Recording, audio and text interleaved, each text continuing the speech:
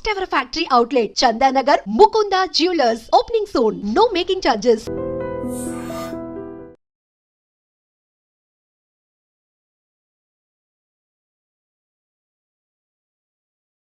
గురుగారు, చావు పుట్టుకలు అనేవి మన చేతుల్లో లేవు. ఆ భగవంతుడు ఎప్పుడు సెలవిస్తాడో, ఎప్పుడు ఆజ్ఞాపిస్తాడో ఆ రకంగా అన్నీ జరిగిపోతూ ఉంటాయి. అయితే చావుకి పుట్టుకకి ముహూర్తాలతో పని లేకుండా ప్రకృతికి అనుగుణంగా జరిగిపోతున్నప్పుడు మనం భూమి మీదకి వచ్చిన తర్వాత ఏ మంచి కార్యక్రమం చేయాలన్నా, ఎటువంటి కార్యక్రమం చేయాలన్నా ఖచ్చితంగా ముహూర్తం చూసుకోవాలి. శుభముహూర్తం అనేది పంతులతో, పండితులతో మాట్లాడి పెట్టించుకోవాలి అంటుంటారు. మరి ఎందుకని గురువుగారు? చూడమ్మా, ప్రకృతి వేరు, మనం వేరు కాదు. ప్రకృతి మనం ఒకటే. ఓకే. ప్రకృతిలో మనం అంతర్భాగమైనప్పుడు కాలధర్మ సిద్ధాంతాన్ని అనుసరించి, ప్రకృతి యొక్క నియమాన్ని అనుసరించి మనం నడవాలని దాని యొక్క సూచన. ఓకే. సమయం వేరు, ప్రకృతి వేరు, మనం వేరు కానే కాదు. అందరం కలిసి ఒక జీవితంగా జీవిస్తున్నాం అంతే. ఓకే. మనం ఒక సమయాన్ని తీసుకుంటున్నామంటే ఆ తాలూకు యొక్క ఎనర్జీ సీక్వెన్సెస్ యాడ్ అయి ఉంటాయి నేచర్లో. ఆ గ్రావిటీ అనేది ఫోర్స్ అయి ఉంటుంది అప్పుడు. అట్ ద పాజిటివిటీ, శుభ సమయము, శుభముహూర్తం, శుభ సంకేత దృక్పథంతో కూడుకున్నటువంటి వాతావరణం. ఓకే. మంచి నీ జీవనాడులకు, నీ జీవ చైతన్యానికి, నీ ఆరా సిస్టానికి అది అనుసంధానం అయ్యి ఉండే టైం అది. ఓకే. ఉదాహరణకి సూర్యోదయం లోపల ప్రశాంతంగా చల్లగా ఉంటుంది వాతావరణం. అవును గురుగారు. మధ్యాహ్నం ఆ వాతావరణం ఉండదు కదా. ఉండదు. అంటే ఏం మారినట్టు? సూర్యుని యొక్క తాపం పెరిగి వేడి ఎక్కువ ఉత్పన్నం అయ్యింది కాలంలోనే. ఇదే కాలంలోనే మార్పులు జరుగుతున్నాయా లేదా? అలాగే ఋషుల యొక్క ద్రష్టత్వం, ఋషుల యొక్క దార్శనికత ఇక్కడనే మనకు గొప్పతనం అని తెలుసుకోవాలి మనం. భారతీయ ఋషుల యొక్క గొప్పతనం. ముహూర్తాన్ని ఛేదించి ముహూర్తం యొక్క నిశ్చయం చేసేటటువంటి ఏకైక గణాంక సిద్ధాంతం మనదే. హిందూయిజంలోనే ఉంది, ఎక్కడ లేదు. ముహూర్త ప్రమాణాన్ని అంత ఈజీగా లెక్క కట్టడం అందరికి సాధ్యం కాదు. చాలా సెన్స్ కావాలి దానికి. అబ్బా, ఎంత తపస్సు చేయాలో. ఇప్పుడు కాలంతో మాట్లాడాలి తల్లి లైవ్గా. కాలంతో లైవ్ లో మాట్లాడితే తప్ప ముహూర్త నిశ్చయం కాదు. ఈ ముహూర్తాలు, ఈ పంచాంగం, ఈ ఆస్ట్రోఫిజిక్స్ అంతా కూడా 14 లక్షల సంవత్సరాల క్రితమే రాయబడింది. 14 లక్షల సంవత్సరాల క్రితం రాయబడ్డటువంటి పంచాంగంలోనే రేపు వచ్చే అమావాస్యకు సూర్యగ్రహణం ఉంది, ఇప్పుడు వచ్చే అమావాస్యకు సూర్యగ్రహణం ఉందని ఇప్పుడే మన పంచాంగంలో రాశారు. కరెక్ట్ ఆ రోజు సూర్యగ్రహణం పడుతుందా లేదా మీరు చెకప్ చేసుకోండి కావాలంటే.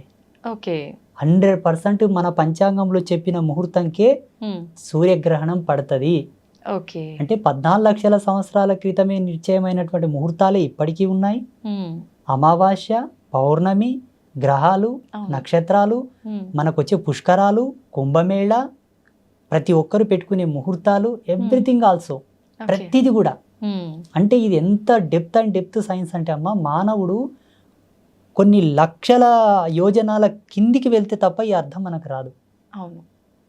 కానీ ఋషులు ఎలా ఇచ్చారో, అందుకే గురువుని సాక్షాత్తు భగవంతుడితో సమానం పోల్చారు మన ధర్మంలో. భగవంతుడే ఒక మనిషి వచ్చి మనకి ఇన్ని అద్భుతాలను ఇచ్చాడని నేను భావిస్తున్నాను. ఇప్పుడు రేపు అన్నది కూడా భవిష్యత్తే కదమ్మా. వచ్చే అమావాస్యకే సూర్యగ్రహణం పడుతుందని ఇప్పుడు పంచాంగంలో రాశారు కదా. వీళ్ళు రాసిన దానికి అక్కడ గ్రహాలు మారుతున్నాయా, లేకపోతే అక్కడ గ్రహాలు మారేదాన్ని బట్టి వీళ్ళు రాశారా? మారేదాన్ని బట్టే వీళ్ళు రాశారు. వీళ్ళకి ఎలా తెలుసు? అప్పుడు రాకెట్స్ లేవు కదా గ్రహాల దగ్గరకు పోవడానికి. ఇప్పుడు ఏరోప్లాన్స్ ఉన్నాయి, అప్పుడు రాకెట్స్ లేవు కదా. ఒకవేళ మా ధర్మం లోపల విమానాలు ఉన్నాయి, పుష్పక విమానాలు ఉన్నాయి అంటే నువ్వు నమ్మరు. పోనీ అట్లానే పోయి చూసిండ్రంటే కూడా నమ్మరు. లేవు, ఇప్పుడిప్పుడే కనిపెట్టారా అని అంటారు. నిజంగా ఉన్నాయా గురుగారు పుష్పక విమానాలు? 100%, 100% ఉన్నాయి. ఆత్మసాక్షి ఉన్నాయి. చూడమ్మా, ఈ కాలంలో లేదేది మానవుడు కనిపెట్టాడు. ఇది వరకు ఉన్నది ఏదో ఆయనకు ఆ దార్శనికత వచ్చే కనిపెడతాడు. ప్రతి సైంటిస్ట్ అయినా, ఏ ఫార్ములా అయినా, ఏ పరికరమైనా సరే, కాలంలో లేనిది ఏది ఆయనకు ద్రష్టత్వంలోకి రాదు. ఉన్నదే వస్తుంది. వాళ్ళ యొక్క ప్రజ్ఞా పాఠవాలను బట్టి వాళ్ళు శోధించుకొని దాన్ని కనిపెట్టి రిలీజ్ చేస్తారు బయటికి. ప్రతిదీ కూడా ఒకప్పుడు వాడబడిందే మనకు జ్ఞానం లోపలికి వస్తుంది. ఓకే. అయితే గురుగారు, అంత జ్ఞానంతో ముందుగానే జరగబోయేది కూడా ఆలోచించి ఇన్ని డిసైడ్ చేసిన పండితులు ఇలాంటి పెద్దవాళ్ళు చాలామంది ఉన్నారు. అయితే మీరు అన్నట్టుగా శుభముహూర్తాల కోసం పండితులు పలానా ఏదైనా శుభకార్యం మ్యారేజ్ తీసుకుందాం ఎగ్జాంపుల్కి, ఒక మంచి ముహూర్తం మీ పేర్ల మీద ఇది బాగుంది అని చెప్పి డిసైడ్ చేసినవి కూడా అన్నీ సక్సెస్ అవ్వట్లేదు. అది శుభముహూర్తం అని డిసైడ్ చేసిన తర్వాత అవి ఎందుకు విఫలం అవుతున్నాయి అంటారు? విఫలం అంటే ఎలా? అంటే సక్సెస్ అవ్వకుండా డివోర్స్ వరకు వెళ్ళటము, మధ్యలోనే విడాకులు అయిపోవడము, లేదంటే కలిసి ఉన్నా కూడా వాళ్ళిద్దరికి పడకుండా చీటికి మాటికి గొడవలు, ఇలా చాలా చూస్తుంటాం కదా గురువుగారు. ఎందుకు అలా అవుతున్నాయి? కాలం అంటే 5 ఎలిమెంట్స్: భూమి, నిప్పు, నీరు, గాలి, ఆకాశం. ఈ 5 ఎలిమెంట్స్ యొక్క సమ్మేళనమే కాలం. టైంకి ప్రత్యుత్తరమైన రూపమే ప్రకృతి. ఈ ప్రకృతి పంచభూతాలు, పంచభూతాలే కాలం. ఇవేవి వేరు కాదం, అన్ని ఒకే సర్గ. అయితే పంచభూతాల ప్రమోదంగా వచ్చేటటువంటి ఆ యొక్క పాజిటివిటీ ఏదైతే ఉందో అది నీ జీవధర్మ సిద్ధాంతానికి అనుసంధానం కావాలని ముహూర్తం ఉంది. ఇక్కడ ఒకరినొకరు అర్థం చేసుకొని కాపురం చేయనికి చేతగాక హోదాలు అడ్డం పెట్టుకొని, డబ్బు అడ్డం పెట్టుకొని, నీ జాబ్ తక్కువ నా జాబ్ ఎక్కువ, నీవు నాతో కలిసి అంటే వ్యక్తిగత భేదాలు పెట్టుకొని విడిపోవడానికి ముహూర్తానికి సంబంధం లేదు. ప్లీజ్. ఇది వ్యక్తుల యొక్క సహజ సిద్ధమైన నిర్మాణంలో జరిగే కాపురాలి వల్ల. దీనికి కారణం ఏంటంటే ఇప్పుడున్న సామాజిక రుగ్మతలు, ఒకరితో ఒకరిని పోల్చుకుంటున్నారు. ఆ పోలిక వల్ల విభేదాలు వచ్చి విడిపోతున్నారు చాలా మంది. ఇంకొంత సర్దుకోవడం లేదు, ఓపికలు లేవు మన వాళ్ళకి. ఇప్పటి మానవునికి ఓపిక లేదు. అప్పట్లో పాతకాలంలో ఎన్ని విపత్తులు వచ్చినా, ఎన్ని ఇబ్బందులు వచ్చినా ఓపిక గట్టి ఉండే. ఓపిక ఎంత దృఢమో జన్మ అంత సార్థకత అని చెప్తారు మన ధర్మంలో.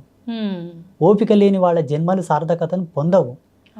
ఓపిక లేకపోవడం వల్ల విడిపోతున్నారు కానీ ముహూర్తం ఏం తప్పు లేదు ఆడ. ముహూర్తం యొక్క సిస్టమ్ వేరు. ఇప్పుడు ముహూర్తాలు, ఈ నక్షత్రాలు, ఈ పంచాంగాలన్నీ 83 లక్షల జీవరాశులు పాటించవు. మనిషి ఈ పరివర్తనలోకి రాగలిగాడు. ఈ విజ్ఞాన శోధన చేశాడు మానవుడు. ఈ కాలగణన సిద్ధాంతాన్ని మనం మాత్రమే ప్రతిపాదించాం, మిగతా జీవరాశులు కాదు. అందులో ఒక మంచి చెడు, ఇది శుభం, ఇది అశుభం, ఇది ఒక ఆరోగ్యకరమైనటువంటి వ్యవస్థ. ఇక్కడ మనం చెడిపోయి మళ్ళీ ముహూర్తాన్ని నింద చేయడం ధర్మం కాదు. అంటుంటారు కదా గురుగారు. కానీ అంటే ఈ మధ్య కాలంలో అంటే పెట్టిన ముహూర్తం కరెక్ట్గా లేదేమో, కరెక్ట్గా వీళ్ళిద్దరికి మ్యాచ్ అవ్వలేదేమో, ఆ పంతులు అంటే ఎలా డిసైడ్ చేశాడో ఇలా జరిగిపోయింది. ఆ విషయానికి వస్తే మీకు ఒక ఎగ్జాంపుల్ చేస్తాను. సీతారాములు నడయాడిన కాలం ఆ కాలం ధర్మవంతంగా ఉండేనా? ఇప్పుడు ఈ కాలం ధర్మవంతంగా ఉందా? ఆ కాలంలో ధర్మం సమున్నతంగా ఉంది.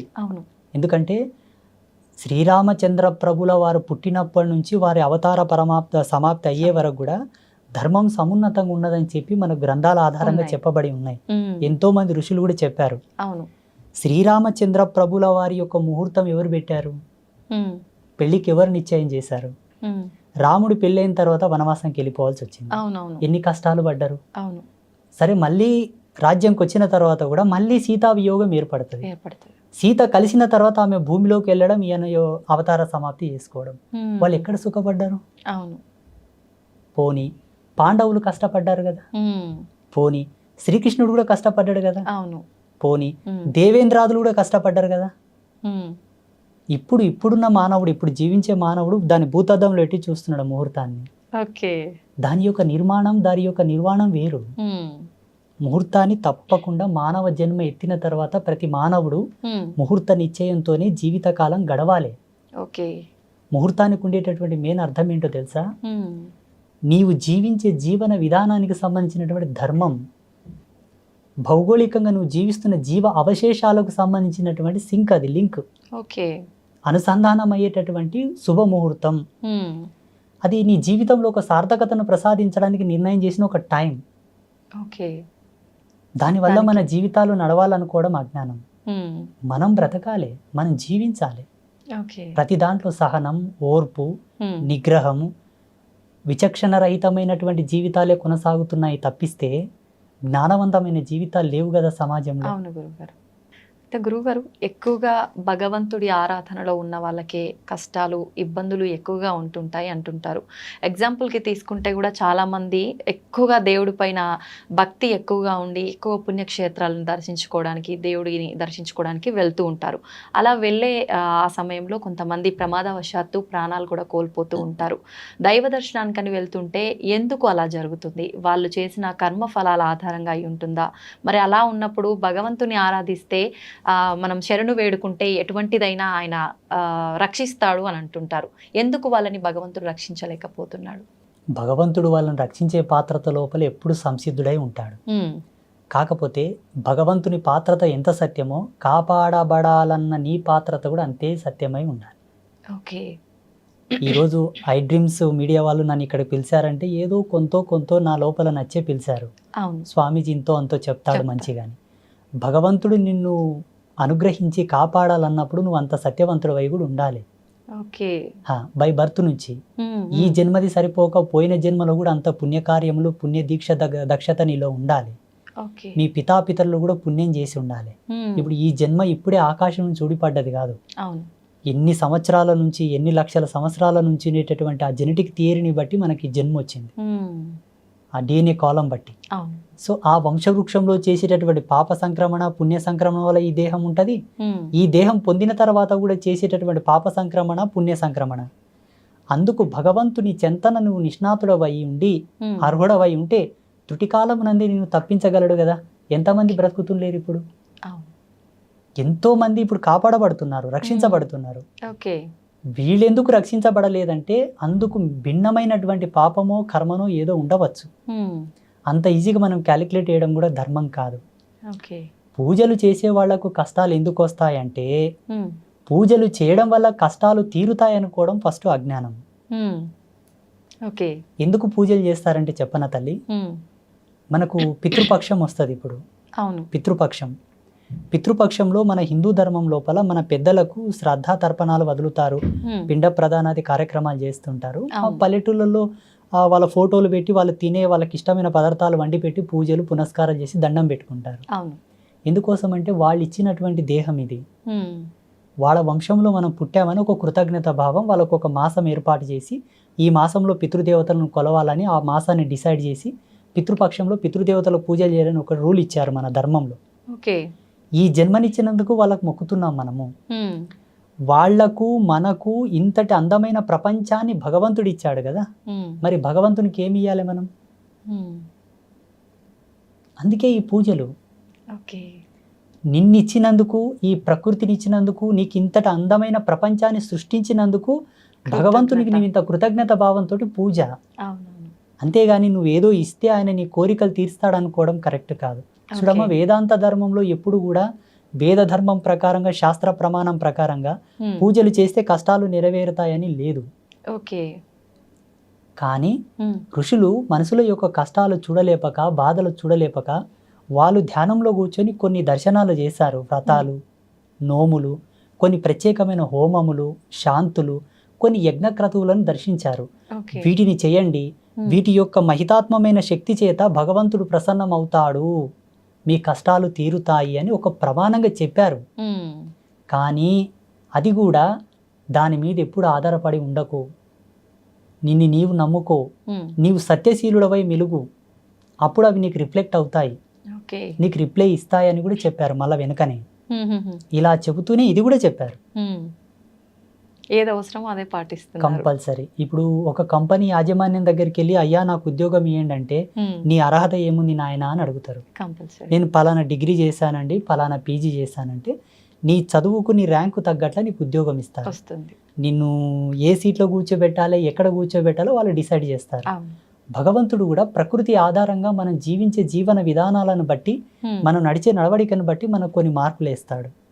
ఆ మార్కులను బట్టి మన జీవితం డిక్లేర్ అవుతుంది. మనకు వచ్చేటటువంటి కష్టాలు, బాధలు, ఇబ్బందులు, భోగభాగ్యాబ్ది సంప్రాప్తములన్నీ కూడా మన జీవించే జీవన విధానం బట్టి వస్తాయి. మా పెద్దలు ఏమనేవాళ్ళు తెలుసా పల్లెటూళ్ళలో, అమ్మా ఏం లేదు నాయన, ఎవరు ఏది నాటుతారో అదే కోసుకొని తింటారు, ఏది నాటుతారో అదే కోసుకొని తింటారు, అందుకు మిన్న ఏదీ లేదు. నువ్వు మంచి చేస్తావా మంచే వస్తుంది, చెడు చేస్తావా చెడే వస్తుంది, అది ఎన్నటికి తప్పదు అనేవాళ్ళు మా పెద్ద మనుషులు. వాళ్ళేం సిద్ధాంతులు కాదు, పండితులు కాదు. మళ్ళా ఇంకొక మాట అనేవాళ్ళు, ఈ జన్మ ఈ కాలం అంతా ఒక అద్దం లాంటిది నాయన, అద్దం ముందర పోయి నువ్వు ఏ చేష్టలు చేస్తే నీకు అదే ఎట్లా రిప్లై ఇస్తుందో ఈ ప్రకృతి కూడా అంతే, నువ్వు ఏం చేస్తావు అది రాసుకుంటుంది, అదే దొబ్బుతుంది మళ్ళీ నీ మీదకి అని చెప్పారు. ఓకే, నిజంగా చాలా బాగా చెప్పారు గురువు గారు. కానీ మీరు చెప్పినంత వింటుంటే నిజంగా ఇది వాస్తవం అనిపిస్తుంది. కానీ కొంతమంది వాళ్ళ విషయంలో ఏం జరుగుతుందంటే వాళ్ళు ఎంత నిజాయితీగా ఉన్నా, ఎంత మంచి మార్గంలో నడిచినా కూడా ఎక్కువ ఈ ఇబ్బందులన్నీ వాళ్ళకే వస్తుంటాయి. మరి దాని గురించి ఏం చెప్తారు? వాళ్ళకి ఆ జన్మ ఏకన ముందు వాళ్ళ తల్లిదండ్రులు అంతటి పుణ్యకర్మలు ఆచరించలేకపోవచ్చు. ఓకే, జీవుడు తన ఈపున ఎంత పుణ్యం పెట్టుకొని సంతానాన్ని ఇస్తే పుట్టే పిల్లలు అంత గొప్పగా పుడతారు. మీకు ఒక ఎగ్జాంపుల్ చెప్తానమ్మా. ఇప్పుడు మా డ్రైవర్ వచ్చాడు, మా డ్రైవర్ వాళ్ళ తల్లిదండ్రులు ఒక గురువుతోటి బోధ తీసుకున్నారు, గురూపదేశం. ఓకే, వాళ్ళు గురూపదేశ సంస్కారం తీసుకున్నప్పటి నుంచి మా డ్రైవర్ వాళ్ళ నాన్న చనిపోయాడు. వాళ్ళ నాన్న చనిపోయే వరకు వాళ్ళ జీవితాలలో చూడని కష్టం లేదు, పడని బాధ లేదు. పాపం నేను లైవ్ లో చూశాను, చాలా కష్టపడ్డారు. చివరికి వాళ్ళ నాన్న చనిపోయాడు, వాడు ఒక్కడే అబ్బాయి, వాళ్ళ అమ్మ వారిద్దరే ఉంటున్నారు. ఇప్పుడు ఆ అబ్బాయి వాళ్ళ అమ్మ, ఆ అబ్బాయి నా పాదాలను ఆశ్రయించి నాతో ఉపదేశం తీసుకున్నాడు, మంత్రోపదేశం. అమ్మవారిని ఆశ్రయించి నాతో మంత్రోపదేశం తీసుకున్నప్పటి నుంచి ఇప్పుడు ఎంత సుఖంగా ఎంత సంతోషంగా ఉన్నారో, అసలు చాలా ఆనందంగా ఉన్నారు వాళ్ళు. ఇప్పుడు ఆయనకు కొడుకో బిడ్డ పుట్టారు, ఎంత ఆరోగ్యంగా ఎంత చురుకుగా ఎంత అందంగా ఎంత అభినయంగా పుట్టారో పిల్లలు.